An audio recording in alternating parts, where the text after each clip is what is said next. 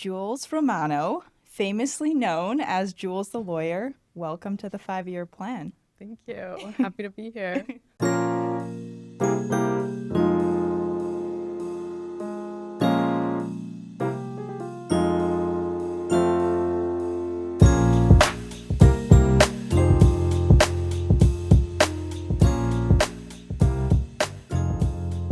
Okay, I have to say from the get-go that not only am I thrilled to have you on the podcast, I think my entire class of law school is. I know that there's probably people watching in my graduating year that's like, oh my God, she's starting a podcast, haha, like everyone. But they Yeah. will watch this episode. So I had been watching your videos since 2021, back when I was a second-year law student.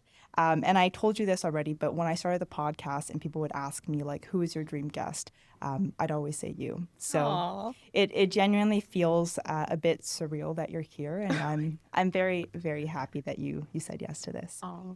Okay, so you are a lot of things. You are a lawyer, you are a content creator, and you're also a famous person. I actually want to talk about that last part first. So over the last 6 years, you've curated this online persona of being a famous person. But something that you've said a few times in the past is that this like desire to want to be famous it's not a joke. I think you actually said in one of your vlog once that you've wanted to be famous since you were a kid. So my question to you is, what does being famous mean to you, and why is that something that you want? I think it was kind of like a dress for the job you want situation. And I feel like with content creation, to kind of make it big, it's very hard to do. So I was like, I'm just going to embody what I want to be, like at the end of the road, like what my ultimate goal is. So that's kind of where it started from. So the famous person thing actually came from, I read a lot before I started. I read a lot of books on brand positioning. Oh. And what this one guy's theory was that you should make your brand synonymous with the product of the brand. And you kind of reach like nirvana when that product becomes synonymous with like the noun. So, for example, Kleenex and tissue, Q-tips Mm. and cotton swabs. So I was like, Mm. what is my noun that I want to be? And how can I make myself like synonymous with that? So I settled on, what does every influencer at the end of the day want to be? They want to be a famous person, kind of. Mm. And then I also thought fame and fortune, they go hand in hand. So I was like, okay, if I get to be famous, maybe the fortune Will will come. come as well. So that's kind of where it started. And I think a lot of content creators, they might say they're doing content for X, Y, and Z reason. But for a lot of content creators, why they're actually doing content is to be kind of known. And I was just like, well, that's why I'm doing it. So I just embraced it.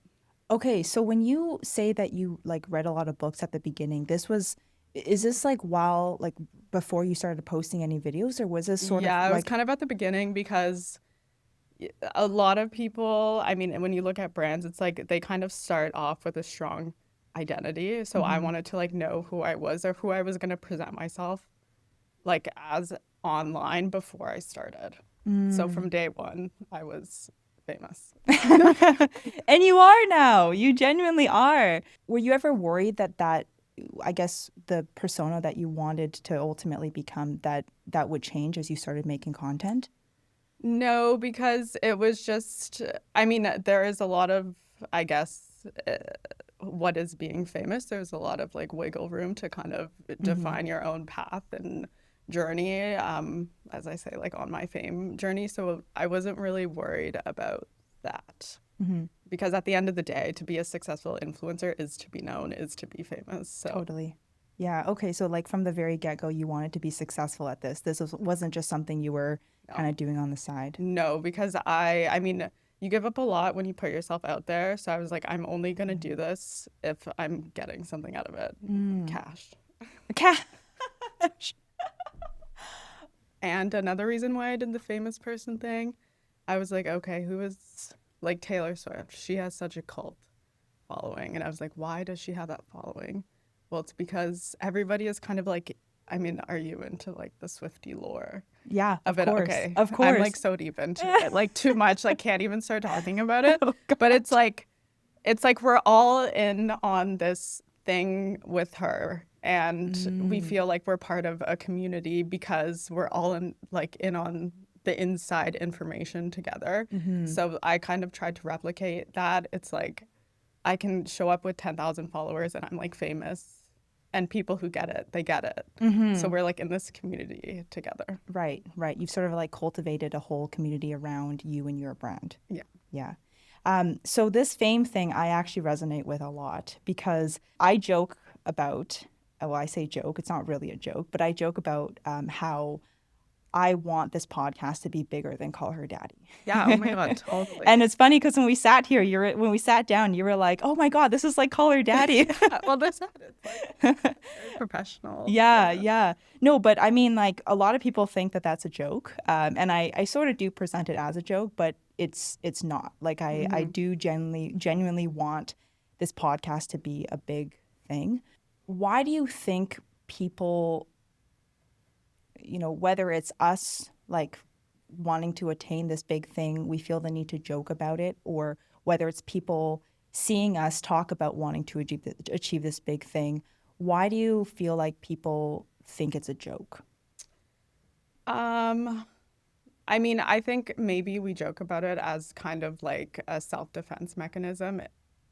I also feel like it's like you're obviously like very high performing when you want something and you like don't know if you're going to be able to accomplish it. Maybe it's like as like this speaking for myself, it's almost like, well, if I joke about it, then I'm not taking it seriously. Then if I don't get it, it's okay because I never took it seriously to begin with. Right. I feel like maybe that's like kind of I fall victim or prey to that a little Yeah, bit. Yeah. yeah. Oh, 100%. I do Yeah. too. Like on one hand, I want this, like I want to be intentional about it, but on the Hmm. other hand, I feel like you're right, like it's a self-defense mechanism. Like if it doesn't happen, then it's okay because this whole thing was a Yeah, it was joke just a anyway. joke. Yeah. Yeah. Yeah. I want to understand sort of what your world looked like growing up, like who you were when you were a kid. What did you want to be when you were younger? When I was younger, I wanted to be a journalist Mm. because I loved writing, still do. But then I went to my guidance counselor like in high school, and he was like, it's really hard to make a living as a journalist. It's a lot of like being on the scene of car accidents. Um, and I was like, I don't know when he told me this, like 16. And then I was like, oh, maybe I don't want to be a journalist Mm. anymore. And then I thought maybe I wanted to be a teacher. And then in grade 11, I did a law class and I really loved my teacher.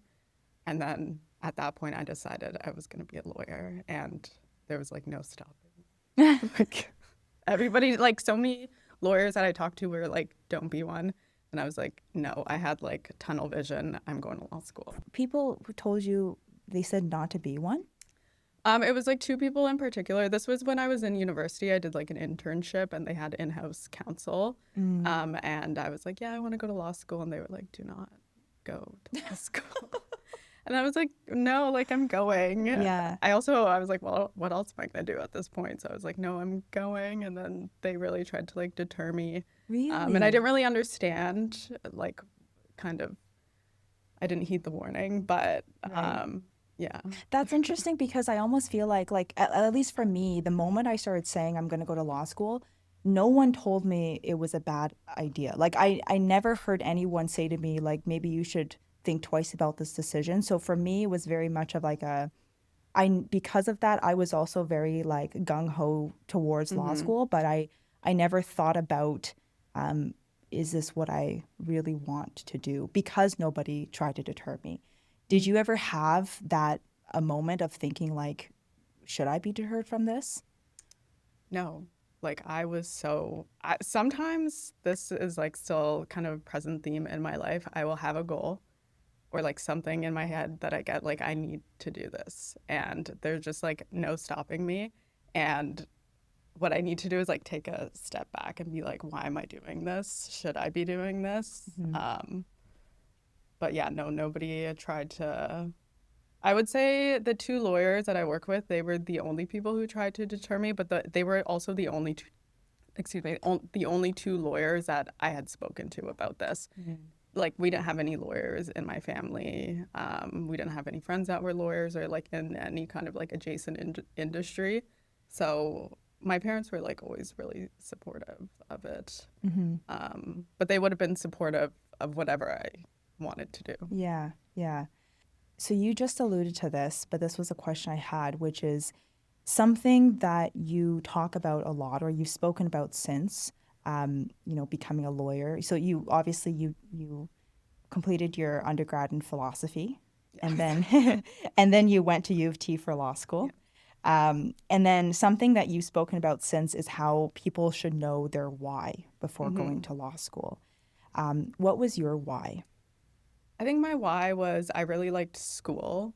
So I was like, okay, this is a way to like continue, Keep doing it. keep going to school. And there is a kind of viable career option after, as opposed to like getting a master's in philosophy, which I was also thinking about. I was like, okay, if I do the master's, I'm still going to have to do something else after. So I was like, okay, this is kind of like a direct way to start working.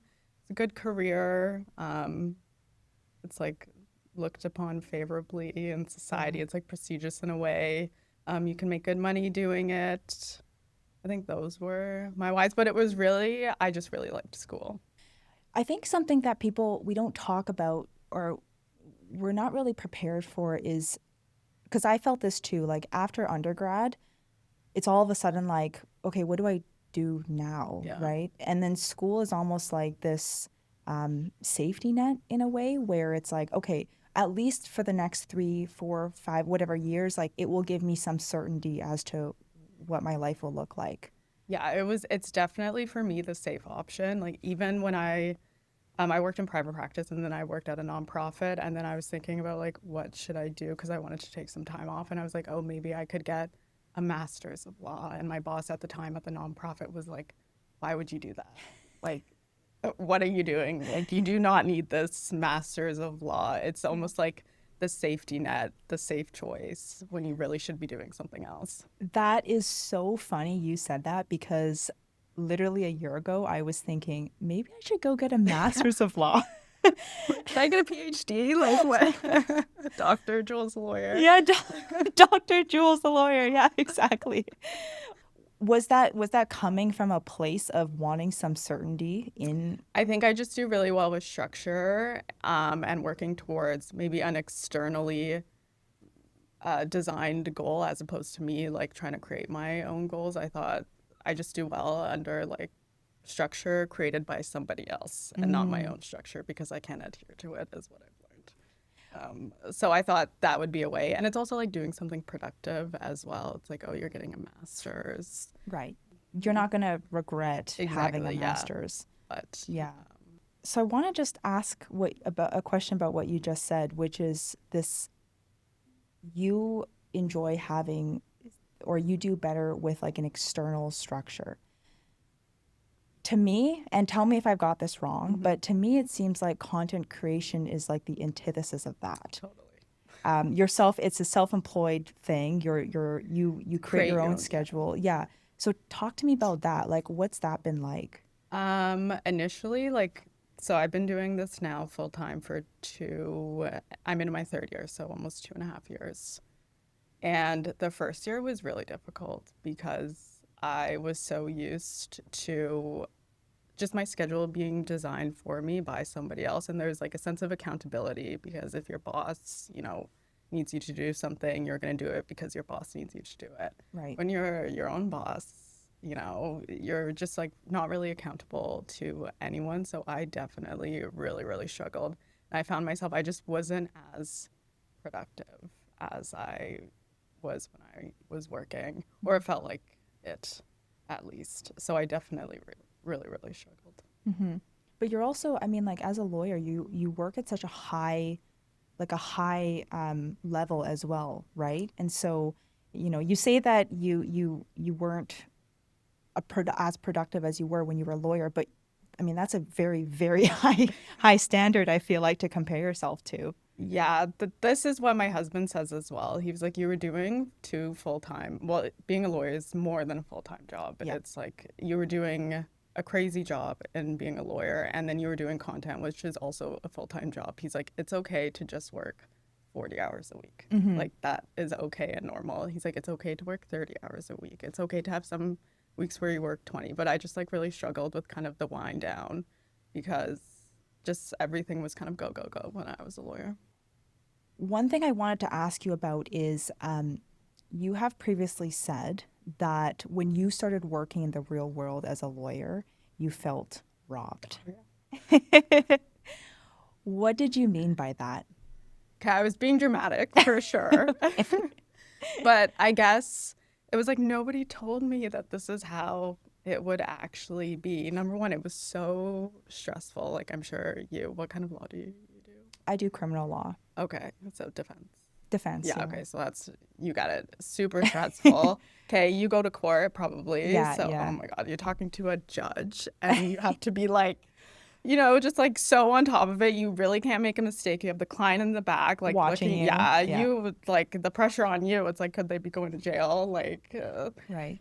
life, liberty. The judge is not buying any of your Yes, arguments.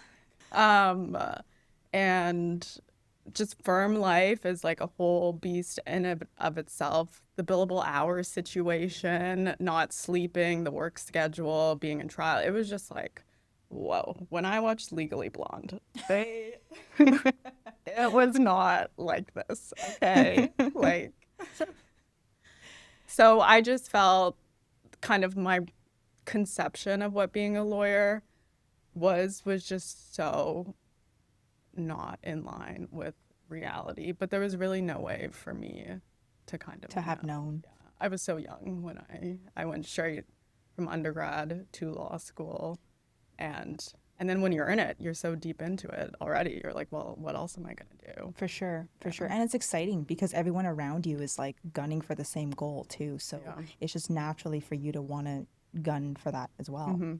Yeah. Was there anything you were hoping to achieve by like going to law school and being a lawyer that you felt was missing from the profession? Yes, but I think it's because I didn't understand what being a lawyer was. I thought I was gonna make all these like maybe like social changes or something very quickly. And I just like didn't understand how the law worked at all. Like, just at all. I had no idea. Right. Yeah. For those of us who aren't lawyers, can you explain what you mean by that? Like, I'd say there's some kind of human rights legislation. I honestly don't even know because I was so young kind of going into it. Maybe I just thought I was going to have some huge impact in the human rights field. And, Aaron Brockovich vibes. Okay. That's kind of what I envisioned for myself. And that's just because I was so young and just like didn't know how things worked. Yeah. But it's one of the professions I feel, I mean, I feel like this could be said for so many professions, maybe all of them, but you really don't know how it works until you're in it. Yes. And then once you're in it, if you don't like it or want to do something else, you've just invested, 7 years of your life, Right. Probably a ton of money. Maybe you have like loans to pay back. You have one skill set at that point, and then you're just like, well, what else? What else can I do here? Right. So then you start posting TikToks. And did you start during the pandemic around that time? Yeah, so there was a big TikTok wave 2020. Yeah. I missed the first wave. Big regrets. Okay. I like thought about it and I was like, oh, I can't dance. Yeah. Like, I don't know if I'm going to be able to do the dances. And then, Did you try? no, I know my limits. That wasn't happening. If you've seen my TikTok, you will have like, what's missing from it? Dancing. Dancing. And singing. If I could do either, you would know. But then as I got deeper into work, I was like, okay, like, what can we do here? I think what most people don't actually know about you is that your TikTok journey started with you posting about day in the life of Jojo. Jojo, yeah. Yeah. Day in the life of Jojo. His Okay. That Time with the Jaws soundtrack. Oh, does that account still exist? Yeah, it's my Finsta. Okay. So you're not telling us what it is. Okay. How long did you do that for? Probably like 2 months, like very short. And then JoJo was gaining some traction a little bit. And Mm-hmm. then you get kind of like when you have, I don't know if you've experienced this, but like a viral video, you get kind of like a high, like a Mm-hmm. rush. You're like, oh my God, it's Yeah. amazing. So I had one with JoJo. And then I was like, okay, enough about JoJo. We're going to transition. I was like, okay, I can do this. So then we transitioned to my account. The star. The star. Yeah. So I did have a video that went viral once. Mm-hmm. So I used to run a charcuterie business. I did that when I was in law school, and I did it up until my first year of practice as a lawyer. But I did have a video that went viral, and it was like I made like a charcuterie board in a theme of like a Disney princess, and then I asked people Yes. to guess like what princess is Mm. this, and people started like it blew up because people started arguing about like no, it's Belle. No, it's obviously Ariel. But the problem was I had a hard time transitioning from like cheese to me. Like how do you Yeah. make that transition? Uh, so at least you were able to, transition yours. I had to like stop mine and be like, Start okay, over. podcast Yeah. time. um, so then you do start posting as yourself, Mhm. and one of the things you talked a lot about at the beginning was like you were showing the realities of what it looked like to be a corporate lawyer. I've shared this with you before, but as one of your viewers around that time, I think one of the reasons why your videos resonated with me and so many people in my class is because you were providing like a tinge of reality in a world where I think a career in law is often romanticized. Yeah. Was that what you were trying to achieve with your videos at the time? Definitely. Because as you mentioned, I felt like I was robbed a little bit Mm-hmm. being in the profession and just having such a different conception of what it was compared to the reality of it. I was like, it is my duty. Like, I'm doing a public service here, just like letting people know that I get you want to be a lawyer. And also, I also get that when I was applying to law school and trying to get into law school and do the thing, there was nobody could stop me. And I feel like a lot of students are kind of in that similar position. No matter what I tell you, that law might not be for you. Think of, other career paths. There's no stopping them. Mm-hmm. And I get that. But I was like, I'm just going to let people know so that they have all the information to make an informed decision about if this career option is right for them because it is a huge time and money investment. For sure. Yeah. Especially U of T. I went to U of T as Yeah, oh my well. God. Yeah. Especially U of T. Oh man. Yeah. So I think in a lot of professions, law being one of them, but not necessarily like the only one, there's this negative stigma associated around content creators.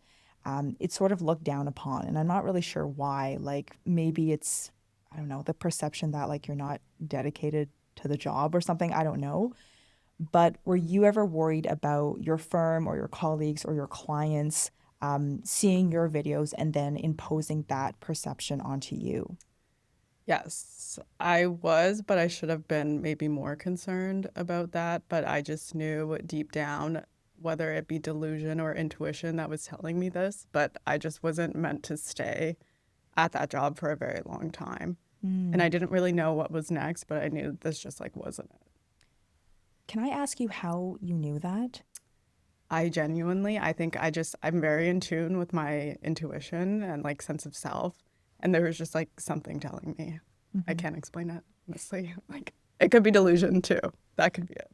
What was that shift like though? Because like up until that point, and you've talked about this already on this episode, but like you were gung ho, no one could stop you to become a lawyer. And then it's almost as if you have this like 180 shift into realizing that this absolutely is not for you. Like talk to me about what that shift was like. How did you realize that?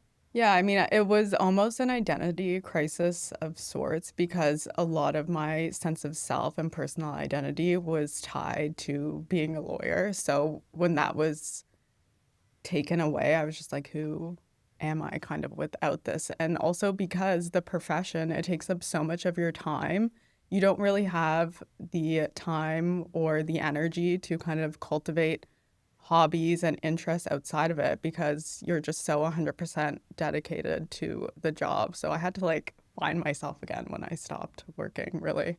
Yeah, yeah, I can relate to that a Yeah, lot. like when you're at a party with all lawyers, my husband always says this. He's like, it's so hard to talk to lawyers because all they talk about It's law. is work. Oh my God, we were at a wedding and he's like talking to this guy and he's talking about his like mining deal, like the closing documents. And I'm just like, oh God, this is so lawyer. Like, And I have the same experience with my boyfriend. Like every time I bring him to law related functions, it's like it's the worst. it's the The worst. I feel bad worst. for Oh him. my God.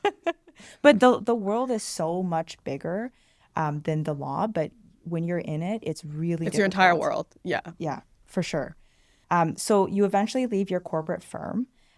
You sign with a media agency, and then you started working as a project lawyer for a nonprofit. Walk me through that decision. How did you know that that was the right move for you at the time? Oh, I worked at that nonprofit all throughout law school and I had a really good relationship with the ED of the clinic. And so I would just look for job postings Mm, there. hmm. And this one came up and my skill set aligned. I mean, I was in a different practice area, but it was litigation based. So I applied and I was just like, please God, like, let me get this job. And then I did. And it was amazing working there. Yeah. Did you have any hesitations about leaving like the quote unquote prestige of a Bay Street firm? No, like none, negative. Yeah. I think people think these jobs are super prestigious. I don't even know who thinks this, but I was like, there's nothing like that prestigious about crying in a bathroom Mm, after working right. like 8 days straight. Right. Yeah, 8 days straight in a 7 day work week. So a lot of my friends from law school currently work in private practice, Mhm. either on Bay Street or in New York. They all hate their lives. um, but I think a narrative that we are fed in law school is like you grind it out in private practice for a few years, and then you go in house or you go into like the public sector, and then like everything will be fine, everything will be well. As someone who sort of did that, Mhm. how much truth is there to that narrative? You know, I do think there is a little bit of truth in that because the training you get in the private sector, because you are doing, you know, very kind of complicated, high volume matters. I think my time in the without my time in private practice, I wouldn't have been able to do my job at the clinic because I was carrying my own files, my own caseload. I was managing them completely independently with oversight, obviously, but the day to day was quite independent. And there's no way I would have been able to do that without the training that I got in private practice. So, I mean, it really depends though, but I don't think it's going to hurt your career starting in private practice. Right. Can I ask though, because so now you're working in a very different environment than you started in. Mm-hmm. That gut or intuition or that feeling that you spoke about earlier about knowing that that's not what you wanted to do forever, did you still feel that? No, if I could do both content creation and work at that job, I 100% would have. But I think I arrived to that position just very burnt out. I think I should have taken a bit of time off in between, but I didn't. And then it just got to a point where I just like physically couldn't do both. I was just so tired. Hmm. I'm not sure if people realize this, but you actually worked as a full-time lawyer and a full-time content Yeah. creator for 2 years, Yeah. And right? then I was a researcher after for a year. Oh, Yeah. okay. And while you were still doing content creation? Mm-hmm. Okay. Yeah. So speaking on behalf of myself as one of your followers at that time, um, I think from the outside it looked like you were living the dream, like true, like Hannah Montana, like best of both worlds type of thing. Can you talk to me a little bit about what those years were actually like for you? I mean, there was a lot of good and exciting things that were going on.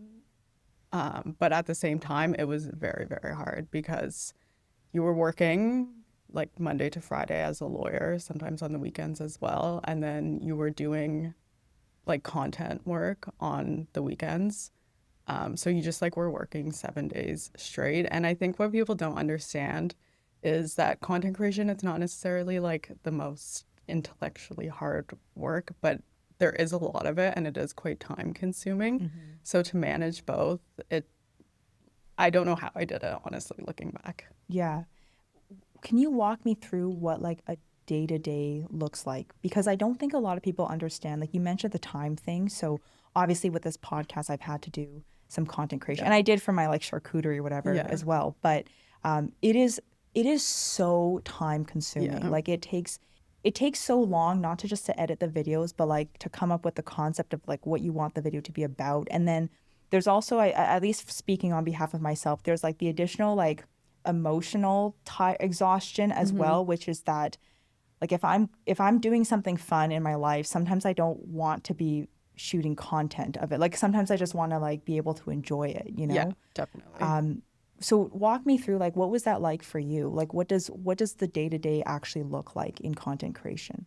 Yeah, so I'm pretty good on routines. So my days kind of looked very, very similar. So I would wake up at 8, I would walk, I would get a coffee. When I was living in my condo, I would get a smoothie and a coffee, and then I would come back. And then I worked until lunch, eat lunch, and then I would work until 5. Usually there are events, brand events, Monday to Thursday. Some are during the day. Obviously, I couldn't go to those, except I did go to a Dyson event during the day. I told my boss, I was like, hey, I'm just going to need like an hour because Dyson is giving out free hair straighteners. Like, Really? Yeah. At this event. God. And I was like, I need to go. Like, is that okay? And she's like, yeah, that's totally fine because she's a real one. God. Yeah. That's amazing. Yeah. Yeah, but events would happen during the day. Obviously, I couldn't go to those, but the ones at night, you kind of had to go, especially at the beginning, to like create brand relationships with these PR agencies because those are who ultimately give out the brand deals. So you kind of had to schmooze. So you had to be like very on, like networky, which I'm quite introverted. So I found that to be like very, very draining. So, but I would go probably, I don't know, 6, 7 to 8, and then I would come back, usually like kind of finish up work sometimes. I mean, it depends on how busy you were, but I was like working pretty late into the night, and then I would just do it all over again. Jesus. Yeah. That sounds exhausting. It was, honestly, it was. And it was also just a hard like task switching I find very difficult. So like to leave whatever you were working on, you had to go and like look a certain way and like be like Jules the lawyer. It's like very different from who I actually am. And then come back and kind of like, okay, we have to like get back into what we were doing before. Right. I found it very difficult. Talk to me a little bit about what you just said, which is like switching from who you are to Jules the lawyer. What is, I guess, because I think like social media is, it's not like you're not Jules still. Yeah. Like you're still yourself, but you're almost like a different version of yourself, if that makes sense. It's like a caricature of myself. It's like this famous person character, and I did it kind of as a way to protect who I actually am. So if somebody is hating on me, it's like you're hating on this character that is just not me at all. So go on, keep hating. Don't really care. Right. So that's kind of why I did it as well. Oh, that's very interesting. I would have, I wouldn't have actually put 2 and 2 together, but that totally makes sense. It's like they're not hating on you, they're hating on Jules the lawyer, who is only a part of who you are. Exactly, because I feel like if you're getting all this criticism and it's kind of hitting you at your core, you just couldn't be able to keep creating, or at least I wouldn't be able to. For sure. I'm like, okay, you're just like hating on this like character. Right. Like, and some people are so mean. Like, oh my God. if they were looking at you in person and they were seeing like face to face, Yeah, they would I'm like, never say it to my face. Yeah. Like, whoa, you got quiet over there. Yeah. In 2023, you went on to a podcast, Talking Fast with Sarah Jenkins. In that episode, you were asked if you would ever quit your law job and do content creation full time. And you said no. Yeah. But fast forward to 2026, that is what you're doing. So walk me through, and I know you already talked a little bit about like your burnout and that, but walk me through how that came about. Yeah, so growing up, my parents had a small business. They Mm. were self-employed, and it's very stressful being self-employed, and we kind of saw that firsthand with them. So I remember growing up being like, "Oh my God, I never want to be self-employed. Like I just want to work for somebody. I want to get a paycheck every 2 weeks and not have to worry about kind of the things that they would deal with on the day to day." So when I started to do both, I genuinely had no intention of ever like quitting being a lawyer, but the burnout just got so bad. I also have some chronic health issues that I talk about on TikTok that impact my sleep. So I just like wasn't sleeping at all, combined with being a full-time content creator, doing law. It just got to a breaking point. But there are definitely things that, especially working at the nonprofit, like that was such a good job, such a great work environment. But I just like physically couldn't do both. But I Mm. would if I could. Mm. So at this point, do you feel like this is a temporary decision for you, or do you think you will go back to law eventually? I mean, I just like don't know if I'm gonna be doing daily vlogs at like 45, you know? Like, is that my path?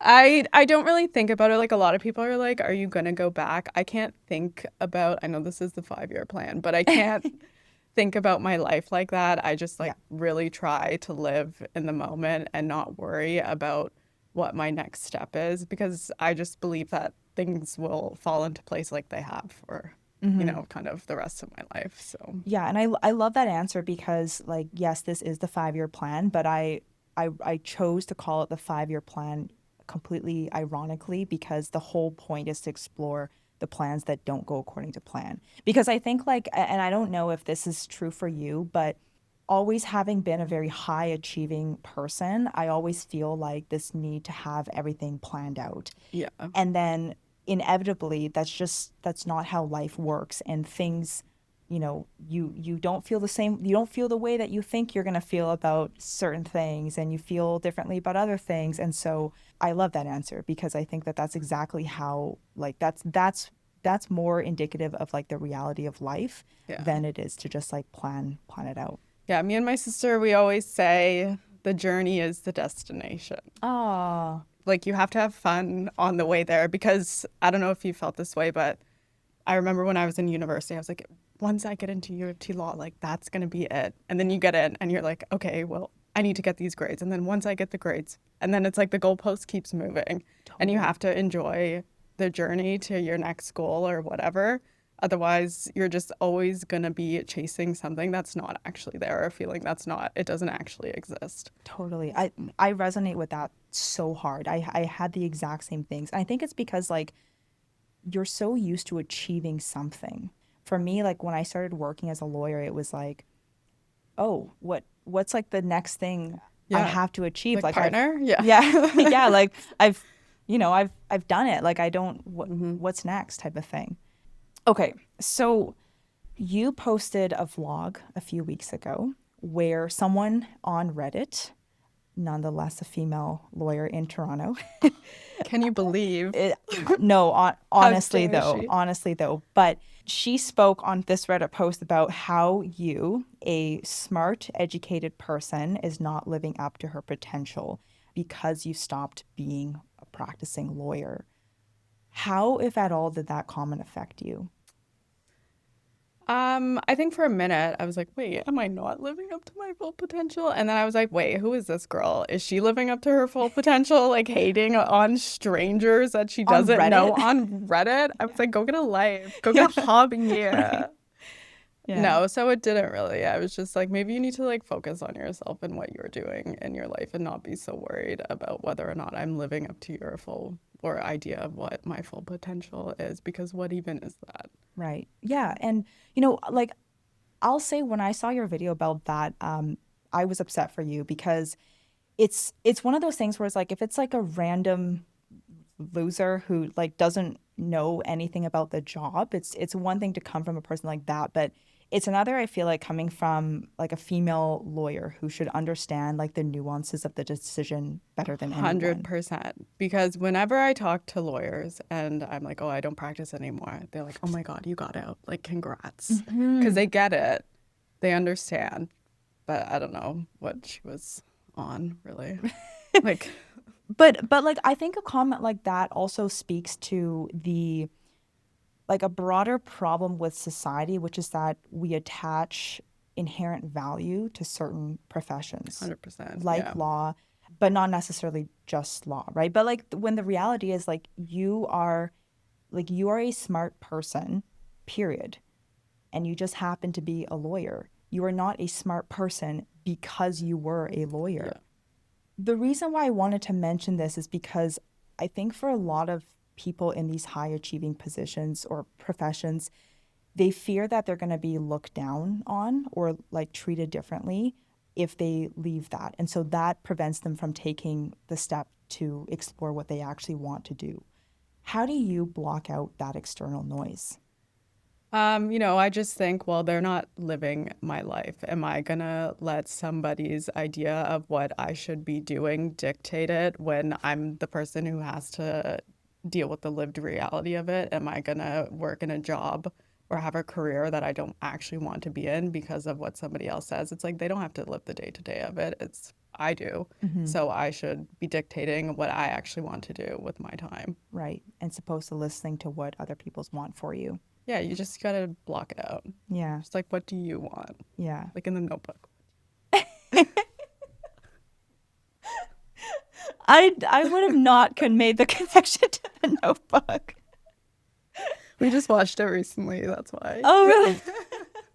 Why? Because my husband had never seen it. I was like, oh, you've never seen it? I was like, yeah. you're uncultured. Like, we need to put this movie on. That's Anyways, yeah. okay. So we've talked about some pretty serious topics. So to end off the episode, we're going to shift gears a little bit. In preparation for this episode, I asked people to send in their questions that they had for you. So I'm going to ask you what I thought were the best ones. Okay. Okay. Oh my God. Okay, so we obviously can't do a full episode without talking about your children, Jojo and Raisin. Yes. Icons. Okay, the question is, which one is more like you and which one is more like David? Oh my God. Raisin takes after me. Really? Jojo, he's his father. He's sassy, full of attitude. Okay. And he's a bit pretentious. No, and that's David? That's David. 100%. No, just. And Raisin is unpretentious. Raisin is perfect, stunning, gorgeous model. Famous. Just like his mom. Famous. BBL Raisin, as they call him online. How is Raisin more like you, though? Okay, I don't know if he's actually more like me, but Jojo is definitely like David. Mm-hmm. He's just like very sassy and like, if you met David, I think you would understand, but it's kind of hard to. I feel like David's personality is not really like shown online. Is he more, who's more sassy, you or David? David? Well, me, because, I guess just sassy in a bit different ways. I can definitely be very sassy and dramatic, but so can he. And I feel like that's kind of why we get. Okay. You've been making a lot of cooking videos recently, including having taken a culinary course at George Brown. Mm-hmm. The question is there a Jules the Cook on the horizon we should be on the lookout for? Not officially, although I did audition for MasterChef and they Did you? Yeah, but they were like, no. And I was like, what do you mean no? Wait. Who can I call? Oh my, wait, was it like an open casting thing or did you have the to casting, I think this is confidential, but whatever. They didn't pick me. The casting director reached out to me and I was like, okay. And then the application is lengthy. Okay, there's all these questions. You have to do all these videos, including a cooking video where I made a French omelet, okay? I don't know if you're familiar with the French omelet. Very difficult to master. I made this freaking omelet every day for a month. 30 French omelets to master this omelet for this video, audition video. And then I got to like the last round and then they didn't pick me. What? That's crazy. I know. I was like, holy. Their viewership would have been way up. I was like, you guys don't even know the miss that this is. Yeah. Why an omelet? Well, the French omelet, okay, a lot of restaurants will do this as an audition for chefs because it's all about heat manipulation, and it just like shows if you're just kind of like aware of how heat interacts with food. And it's, if I messed it up, it's kind of easy because it's only 3 eggs. So you could do it again and Do it again again. and again. And Do it 30 third time. days later.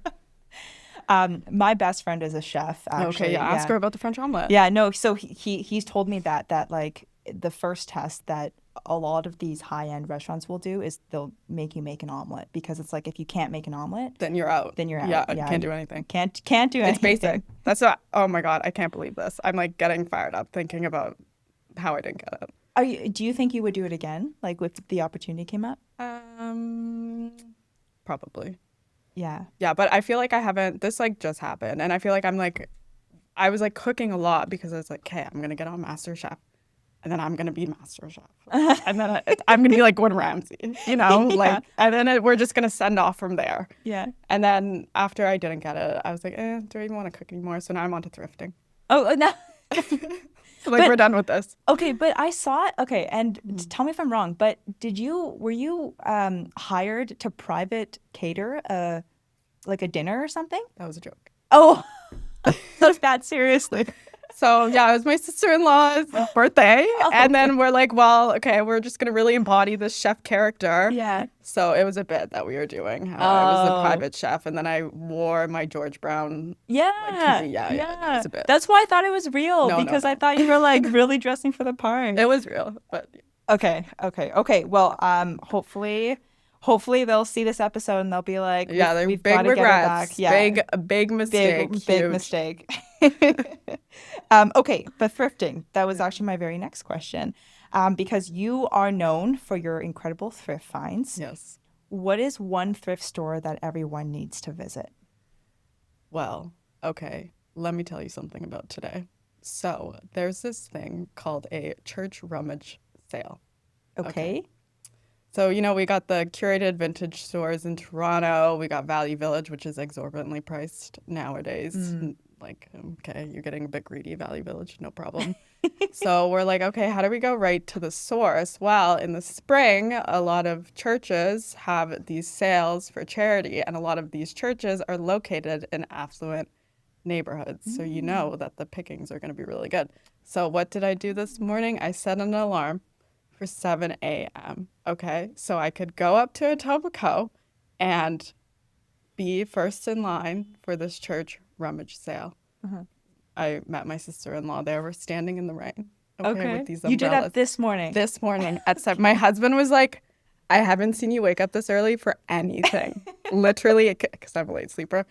But yeah, and then we went through. They had all these clothes, and I love like finding a diamond in the rough, and I'm really good at spotting designer. So we found some, you know, Max Maras, made in Italy, beautiful pieces in the clothes. We go to the art section. Oh my God, it was amazing. You really are good at spotting a designer, because sometimes I'll see videos where you're like, oh, look at this, you know, super fancy thing I found for $12. And then I'll go to Valley Village and I'm like, here's this like shirt with like 3 holes in it. Like, why can't I be like that? Well, time. Like I spend like, it's like, and I'm intense about it. Like the only person I can go thrifting with is my sister-in-law, because we're on the same wavelength. We like don't drink water so we don't have to go to the bathroom. No, I'm serious. Like we bring an energy bar in our bag, a banana for energy, you know, like we're locked in, and I could spend 8 hours in a Valley Village. I would have never thought about the church rummage sale thing. So it's a lifestyle, you know. Yeah. That the church rummage sale is dedication. You know, do you want to be like lining up? But honestly, I got some crazy art there. I'll post a video of it, but okay. And it was massive. Like this one piece, because we have like a wall like this big that's bare in our house. I was like, well, what's gonna go there? And then it's probably the piece I got is probably this big, and I'm lugging it back to my car by myself in the rain. Oh, at 9 a.m. Was that what you found today? This morning, yeah. Oh my gosh. And art is expensive. Like, oh my God. Exorbitantly expensive. Not at the church rummage sale. Yeah. Okay, so a lot of people also wanted to know about your wedding. Oh yeah. Your Dresses were Oh, gorgeous. thank you. Were they, sorry, was it Inez DeSanto. Inez Yeah. DeSanto, did they provide you the dresses or did you? Yes. Yes? Yes, gifted. Okay, Come on. I think people just want to know about like your wedding in general. Like, Okay, so for me, growing up, did you watch Say Yes to the Dress? of course. Okay, me and my mom would TLC. always watch it Yeah. together. And, a bride would come in, $3,000 budget. I remember I'd be like 8. I'd be like, oh, she's poor. $3,000. Like, I want the bride with the unlimited budget. I want the Panina Tournée, customized, 2 gowns, $100,000 later. Like, that's what I want. I remember growing up, my dream was to go into a bridal store and be like, what's your budget? Unlimited. And it kind of did happen in a way with Wow. them. So that was like when people ask me, like, what's your favorite brand deal? I always say that because there's just no way I would have ever had those dresses. Right. And I had 3.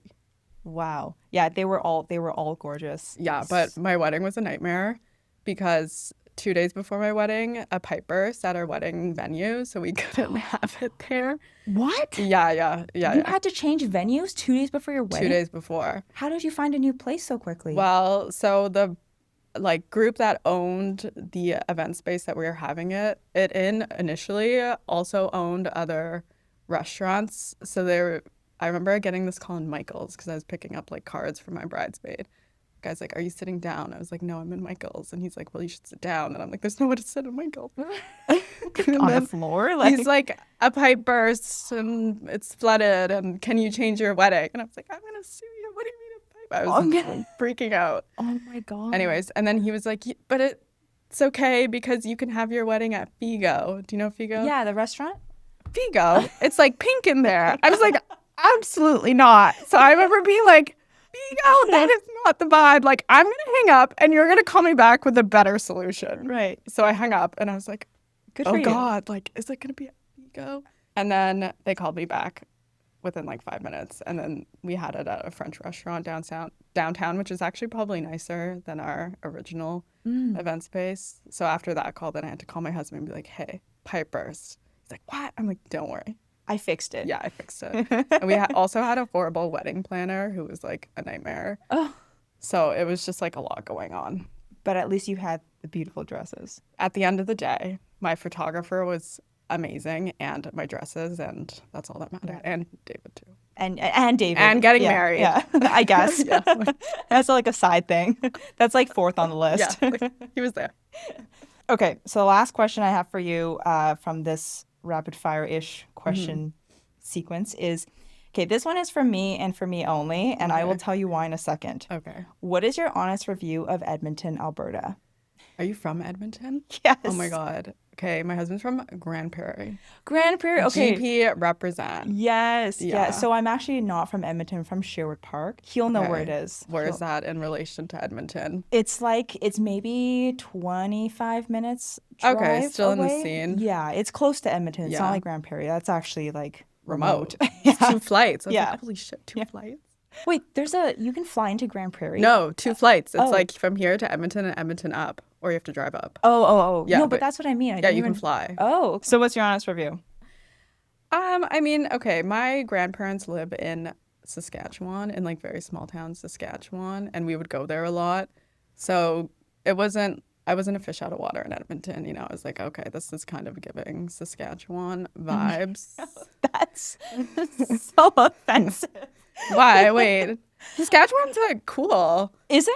Okay, Yeah. I've never been, but I feel like people from Edmonton are like, okay, we're not great, but at least we're better than Saskatchewan. I think Saskatchewan's better than Alberta. Really? Well, Okay. Yeah, I mean, it's Danielle Smith. Hate her. True. Like, Yeah, she does sucks. suck. Yeah. But that all started happening after I left Alberta. So I'm not associated with Do you any of like that. Alberta? So I didn't when I was growing up. Yeah. Because I think it was really difficult. It was really difficult growing up, especially where I was. So I told you that I'm from Sherwood Park, which is like Yeah. a 25-minute drive from Edmonton. But to illustrate just like how lack of culture there was there, like Urban Dictionary used to call Sherwood Park Sher White Park. Okay, got it. So like in my high school, I think I was one of like 4 colored minority Mm-hmm. out of a graduating class of like 400 kids. Got it. So I didn't like it when I was growing up, but now that I've been in Toronto for like 7 years, I like going back. And like there's like a sort of smaller community vibe to it, and like, you know, people who grew up in like a place like Sherwood Park and then move into the city, but there's like they're so close to family and stuff. I think there's a lot to like about it now, but I didn't like it when I was living there. Got it. Yeah. I've only spent a little bit of time there. And when I was there, it was fine. Would I want to like move there? Well, No. actually, you know what, with the housing prices? No, but no. True. I mean, and there is, my husband grew up skiing. So it's by the mountains, like nature-wise, it's very beautiful. But just politically, it's kind of Yeah, a bit rogue over there. it is. It really is. Yeah. So we have a tradition on this podcast where I ask every guest the same closing question. Okay. It's supposed to be sort of like a reframing of the typical interview question of what's your 5-year plan? So if I were to sit down and interview you in 5 years' time, what would have to happen in your life for you to feel proud? Proud, Proud. like prouder. Yeah, proud. Yeah, proud. Proud. Well, you could say that you're already proud. Okay, so me and my sister-in-law and my sister, we have a concept to make a film. So if in 5 years we can get it done, I'd be very proud. Love that. What's the film going to be about?